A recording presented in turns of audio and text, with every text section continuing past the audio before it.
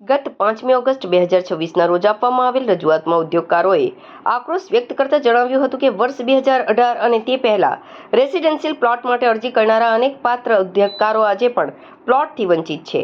જૂની અરજીનો માનવતાપૂર્વક અને ન્યાયસંગત રીતે ઉકેલ લાવવો જરૂરી છે. ઉદ્યોગકારોએ સ્પષ્ટતા કરી છે કે આ લડાઈ કોઈ અધિકારી કે કર્મચારીના હક છીનવવાનું નથી, પરંતુ વર્ષોથી રાહ જોતા પાત્ર ઉદ્યોગકારોને સમાન ન્યાય અપાવવાની છે. અંકલેશ્વર જીઆઈડીસીના વિકાસમાં ઉદ્યોગકારોના સિંહ ફાળો રહ્યો છે, ત્યારે તંત્ર તાત્કાલિક ધોરણે ન્યાયપૂર્ણ નિર્ણય લે તેવી અપીલ કરાઈ છે.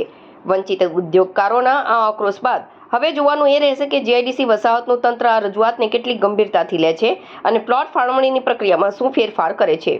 ઉદ્યોગકારો આવેદનમાં મુખ્યત્વે વર્ષો જૂની અને રિજેક્ટ થયેલી અરજીઓની પુનઃ સમીક્ષા કરવામાં આવે, 1000 ચોરસ મીટરથી ઓછી જમીન ધરાવતા ઉદ્યોગકારોની અરજીઓ અંગે ફરી વિચારણા થાય, જીઆઈડીસી કર્મચારીઓને થયેલી પ્લોટ ફાળવણીની પાત્રતા અને પ્રક્રિયાની નિષ્પક્ષ સમીક્ષા કરાઈ. એક જ ઉદ્યોગકાર કે કંપનીને વારંવાર લાભ આપવાને બદલે વંચિત પાત્ર અરજદારોને પ્રથમ તક મળે. આગામી સમયમાં બાકી પ્લોટ માટે નવી અરજીઓ મંગાવી તમામ અરજદારોની યાદી જાહેર કરી ડ્રો પ્રક્રિયાથી ફાળવણી થાય તેવી રજૂઆત કરી હતી. જીઆઈડીસી દ્વારા જે પ્લોટ અલોટમેન્ટ થયું છે એની સામે ઉદ્યોગકારોનો રોષ વ્યાપેલો છે, કેમ કે 1500 એપ્લિકેશનો 2018થી 1500થી પણ વધુ એપ્લિકેશનો 2018થી વેઇટિંગમાં હતી અને સ્ક્રુટિની માટે 2 વાર વિન્ડો ખોલી અને સ્ક્રુટિનીના પેપર મંગાવ્યા છતાં પણ 1400થી વધુ એપ્લિકેશનો રિજેક્ટ થઈ છે અને ફક્ત 162 પ્લોટ જ ઉદ્યોગકારોને ફાળવાયા અને જીઆઈડીસીના કર્મચારીઓને 174 પ્લોટ જીઆઈડીસીના કર્મચારીઓને છેલ્લા 3 મહિનામાં 340 પ્લોટ ફાળવાયા છે.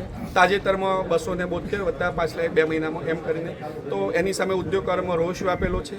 તેથી અમે આજે એક આવેદનપત્ર આપવા માટે આવ્યા છે કે ભાઈ જીઆઈડીસીની આવી નીતિ કેમ છે.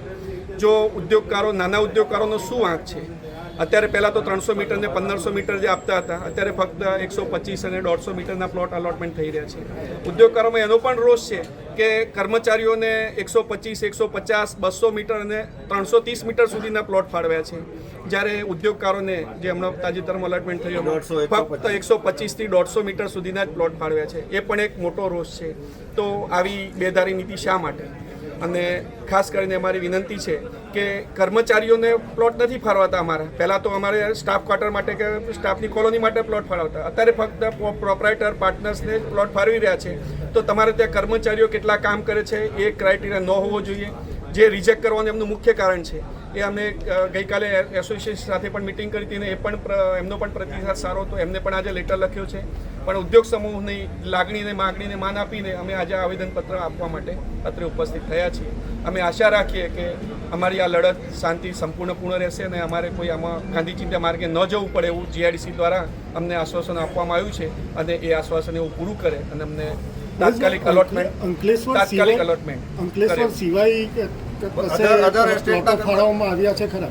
હા, અંકલેશ્વર, પાનોલી અને ઝઘડિયા પહેલેથી જે ક્રાઇટેરિયા હતો કે 3 એસ્ટેટને અહીંયા આપવા, એટલે એ આપેલા છે અને આપી દીધા છે. એની અમને જે 174 જે પ્લોટ ફાળવ્યા છે એની સામે અમને કોઈ જ રોષ નથી. એ આપણા ભાઈઓ જ છે. પણ અમને જેને નથી મળ્યા એ ઉદ્યોગ સમૂહ માટેથી અમે અત્યારે હાલ ઉપસ્થિત થયા છીએ. એ પ્લોટ અમે ક્યારેય કેન્સલેશન કરવા માટેની કોઈ એપ્લિકેશન કે અરજી ક્યારેય કરીશું નહીં.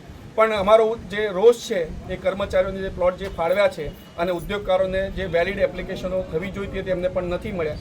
કેટલાક ઉદ્યોગકારો એવા છે કે 30-35 વર્ષથી પણ નથી મળેલા. એવા પણ અન્ય લગભગ 40-50 તો એમને 30-30 વર્ષવાળા છે અને 20 વર્ષવાળા તો હું પોતે પણ છું ને ઘણા બધા છે.